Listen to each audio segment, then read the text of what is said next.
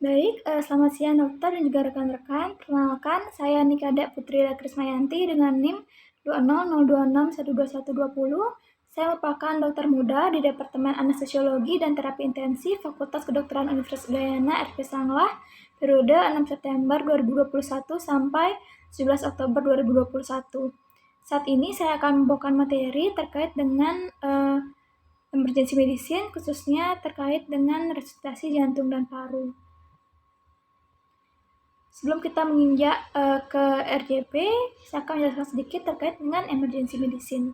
Emergency medicine ini merupakan salah satu dari cabang ilmu kedokteran yang dikhususkan untuk pencegahan, diagnosis, serta terapi pada pasien dalam kondisi yang gawat atau mengancam nyawa. Secara klinis, kegawat daruratan ini merupakan suatu keadaan di mana seseorang berada dalam keadaan yang kritis dan jika kita tidak melakukan suatu usaha atau tindakan akan menyebabkan kematian. Di mana misi dari emergency medicine ini meliputi evaluasi, tata laksana, pengobatan, serta pencegahan penyakit dan juga cedera yang tidak kita harapkan. Di mana perawatan gawat darurat emergency ini saat ini sangat berkembang dengan sangat pesat, di mana berbagai teknik telah dilakukan untuk meningkatkan dari ketahanan hidup atau survival rate dan pemahaman fisiologi yang baik yang telah membawa pada pengobatan yang lebih baru dan juga lebih baik, di mana kegawatan ini membutuhkan pemikiran dan juga tindakan yang cepat dan serta yang luas. Kita nantinya sebagai dokter umum di mana harus terlatih dan juga siap secara intelektual maupun emosi dalam berhadapan dengan situasi yang bersifat gawat daruratan nantinya. Pada emergency medicine, terkait dengan penanganan pasien di IGD terdapat primary survey maupun secondary survey. Pada primary survey terkait dengan airway dan suspend control, B breathing, C circulation, D disability, dan juga E exposure. Sedangkan untuk secondary survey, kita lakukan anamnesis secara terfokus dan juga pemeriksaan fisik. Yang pertama terkait dengan primary survey, di mana ada ABCDE, yang pertama ada airway dan suspense control, di mana kita lihat terkait dengan potensi dari jalan nafas pasien dan juga kita bisa melakukan manuver pada pernafasannya seperti head tilt, chin lift ataupun jaw thrust. Selanjutnya adalah breathing, di mana kita lihat laju pernafasan dan juga oksigenasi dari pasien. Circulation, kita periksa nadi dan perdarahan. Stability, kita periksa dari keadaan neurologis pasien, bisa menggunakan AFNU, GCS, dan juga kita periksa terkait refleks pupil dari pasien. E yaitu exposure, di mana kita melepas pakaian pasien, kita melihat apakah terdapat cedera lain, dan juga mencegah terjadinya hipotermia pada pasien. Dalam secondary survey, kita lakukan analisis secara terfokus, bisa menggunakan teknik EMPL, atau A atau alergi, E medication, P pas illness ataupun pregnancy pada perempuan, L last meal, dan juga I event atau environment.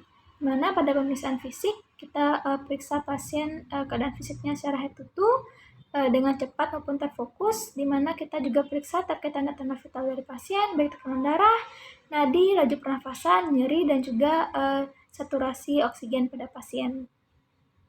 Selanjutnya saya akan membahas terkait dengan resusitasi jantung dan paru, di mana kita ketahui kardiak arrest atau henti jantung ini sering terjadi saat ini dimanapun. 70% dari kasus henti jantung ini banyak terjadi di luar rumah sakit ataupun dengan out of hospital cardiac arrest atau OHCA, di mana hasilnya pun biasanya buruk dan pasien seringkali tidak tertolong dengan baik, di mana hanya sekitar 10% pasien dewasa yang kasus henti jantung terjadi di luar rumah sakit ini menerima upaya dari resusitasi oleh perjalanan darurat medis atau emergency medical service yang bertahan hingga dibolehkan pulang dari rumah sakit, di mana sebagai perbandingan pada kasus-kasus henti jantung yang terjadi di rumah sakit atau in-hospital cardiac arrest ini memiliki hasil yang lebih baik, sekitar 22-25% pasien dewasa yang bertahan hingga diperbolehkan pulang dari rumah sakit.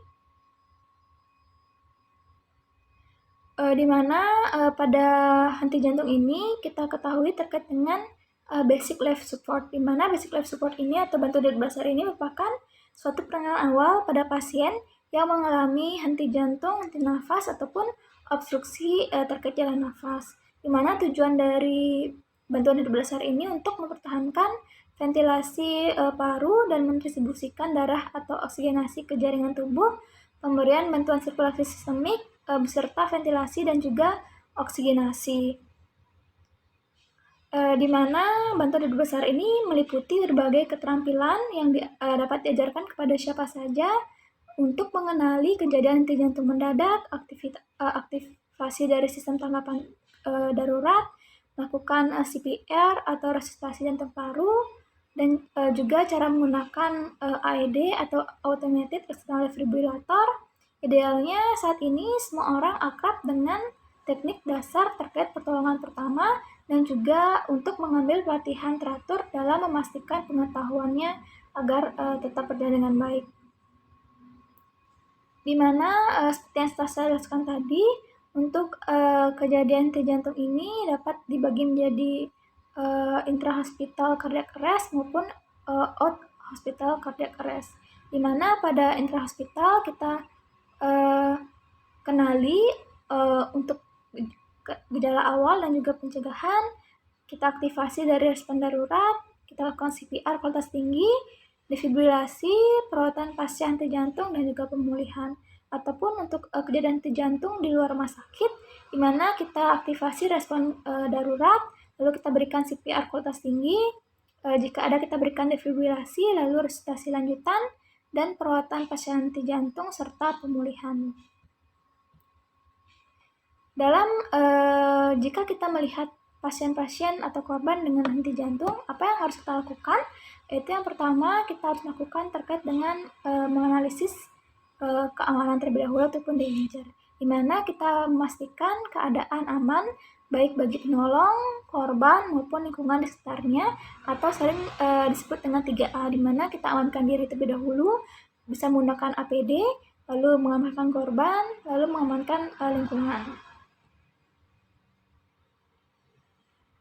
Selanjutnya kita periksa respon korban, di mana pemeriksaan respon korban ini dapat dilakukan dengan memberikan pasangan verbal ataupun nyeri, di mana pemeriksaan ini dilakukan jika keadaan lingkungan benar-benar sudah aman agar tidak membahayakan korban dan juga penolong, di mana pasangan verbal ini dilakukan dengan cara memanggil korban sambil menepuk bahu dari korban.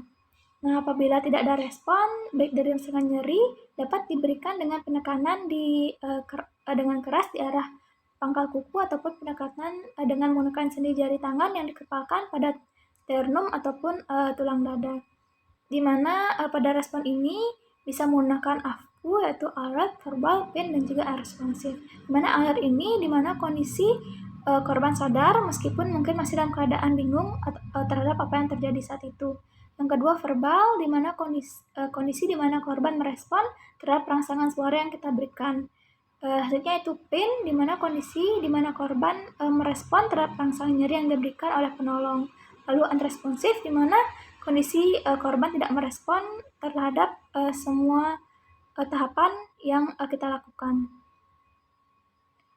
Selanjutnya, jika korban tidak merespon terhadap rangsangan yang kita berikan, selanjutnya kita harus minta bantuan atau shout for help, di mana kita panggil ataupun meminta bantuan dengan cara berteriak ataupun bertolong untuk segera mengaktifkan sistem gawat darurat. Misalnya kita bisa meminta salah satu orang yang berada dekat sana untuk memanggil ambulans untuk segera menuju ke tempat tersebut. Selanjutnya circulation. Kita cek terkait dari nadi pasien pada tenaga kesehatan dan juga orang awam terlatih, di mana pemeriksaan nadi ini tidak boleh lebih dari 10 detik yang kita lakukan pada nadi karotis. Apabila kita ragu dengan hasil terkait pemeriksaannya, maka kita dapat melakukan kompresi dada yang harus segera dimulai.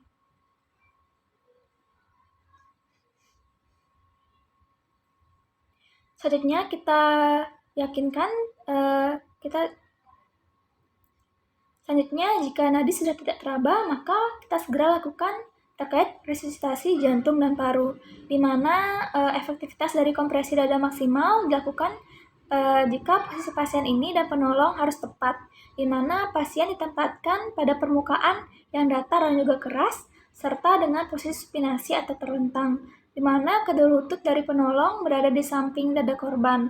Kita pertama letakkan dua jari tangan di atas processus spidolus atau di antara kedua puting susu jika pada laki-laki, di mana kita letakkan kedua telapak tangan dengan cara saling menumpuk satu sama lain, di mana satu pangkal telapak tangan diletakkan di tengah tulang sternum dan telapak tangan yang satunya diletakkan di atas telapak tangan yang pertama dengan jari-jari saling mengunci.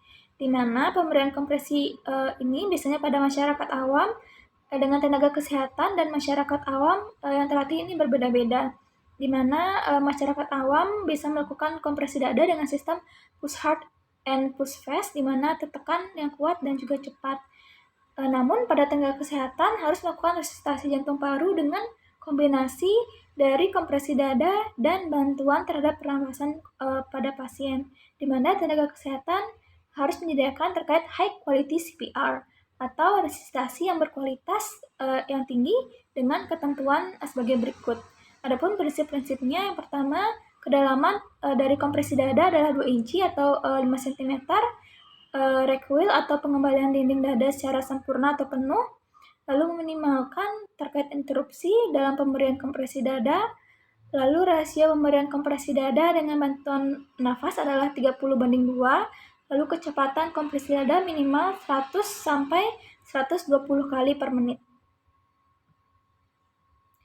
Selanjutnya airway control.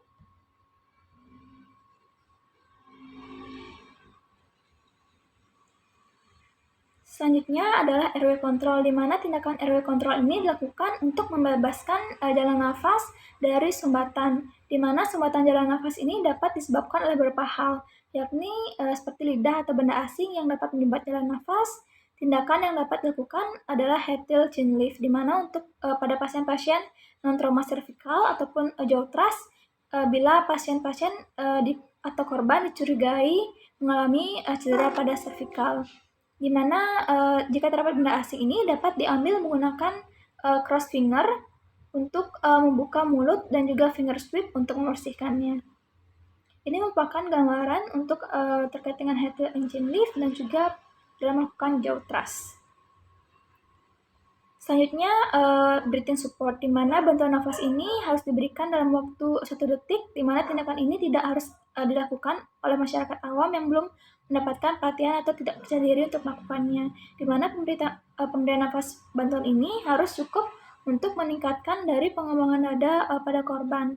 Pemberian ini dapat dilakukan secara mouth to mouth dan juga mouth to barrier device breathing. Namun saat ini terkait dengan pandemi COVID-19, pemberian nafas buatan secara mouth to mouth sangat tidak direkomendasikan karena terkait dengan penularan dari virus COVID-19 tersebut. Selanjutnya, pada bantuan nafas untuk korban nafas tanpa henti jantung ini adalah 10-12 kali per menit, di mana satu bantuan nafas setiap 5-6 detik pada korban dewasa. Sedangkan pada korban anak-anak atau bayi dilakukan sebanyak 12-20 kali per menit, di mana satu bantuan nafas ini setiap 3-5 detik.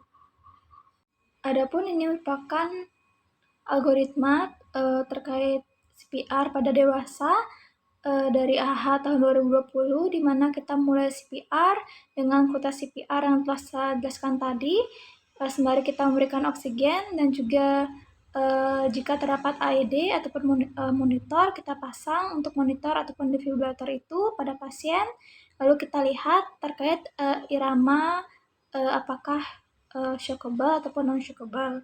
Terkait dengan shockable itu pada irama-irama ventricular fibrilasi atau ventricular tachycardia, kita berikan shock, lalu kita lanjutkan dengan CPR selama 2 menit sembari dengan mengakses intravena.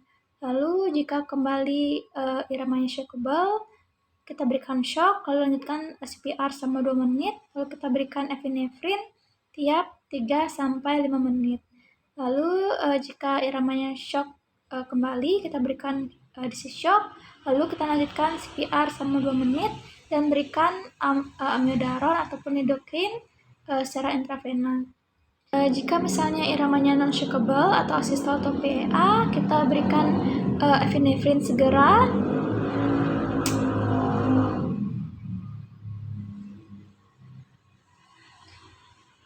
Jika irama pasien non-shockable ataupun asistol atau PA, kita berikan epinefrin secara segera dan dilanjutkan CPR selama 2 menit sembari akses intravena.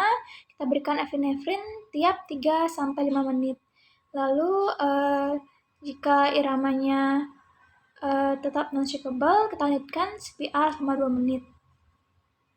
Lalu setelah itu kita pertimbangkan terkait dengan penyebab-penyebab yang dapat dipulihkan pada pasien seperti hipovolemia, hipoksia, asidosis, hipo atau hiperkalemia, hipotermia, pneumotoraks, dan juga lain-lain. Selanjutnya ini merupakan algoritma terkait jika pasien telah mengalami ROSC atau return of spontaneous circulation. Jika pasien sudah ROSC, maka kita harus kelola terkait dengan saluran nafas, bisa dengan penempatan pipa endotrakeal, lalu kita kelola terkait parameter nafas dari pasien, lalu kita kelola parameter terkait hemodinamika, di mana tekanan darah sistolik lebih dari 90 mm Hg, lalu tekanan arterial mean atau MAP lebih dari 65 mm Hg. Lalu juga kita pasang untuk EKG dengan 12 sadapan, lalu kita pertimbangkan terkait intervensi jantung potensial jika terdapat STEMI ataupun shock kardiogenik yang tidak stabil ataupun bantuan sirkulasi mekanis yang diperlukan. Lalu kita periksa pasien apakah pasien dalam keadaan sadar ataupun koma.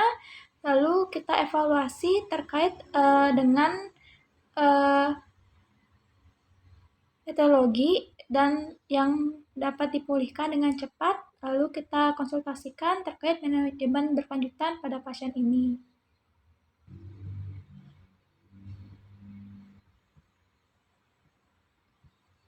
Selanjutnya kita terkait dengan selanjutnya yaitu recovery position pada pasien, di mana ini dilakukan pada pasien-pasien yang tidak sadarkan diri setelah pernafasannya normal dan juga sirkulasinya efektif, di mana posisi ini untuk menjaga terkait dengan patensi jalan nafas dan juga menurunkan risiko terkait obstruksi jalan nafas pada korban dan juga terjadinya aspirasi, di mana posisi korban ini harus stabil tanpa penekanan pada dada serta kepala yang menggantung, di mana posisi ini diharapkan dapat mencegah terjadinya sumbatan dan misalnya jika ada cairan, maka cairan tersebut akan mengalir keluar melalui mulut dan tidak masuk ke dalam saluran nafas yang akan menyebabkan aspirasi ataupun obstruksi, di mana indikasi dari berhentinya dilakukan resusitasi jantung paru yaitu pada pasien-pasien yang tidak memberikan respons setelah kita lakukan pertolongan ataupun misalnya pada pasien dengan pupil yang sudah midriasis total, di mana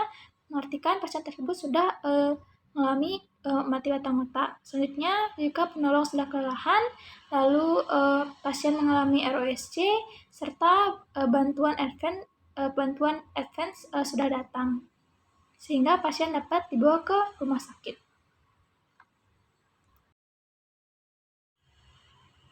Baik, sekian terkait penjelasan saya tentang emergency medicine khususnya dalam tindakan resusitasi jantung dan paru. Semoga bermanfaat. Terima kasih.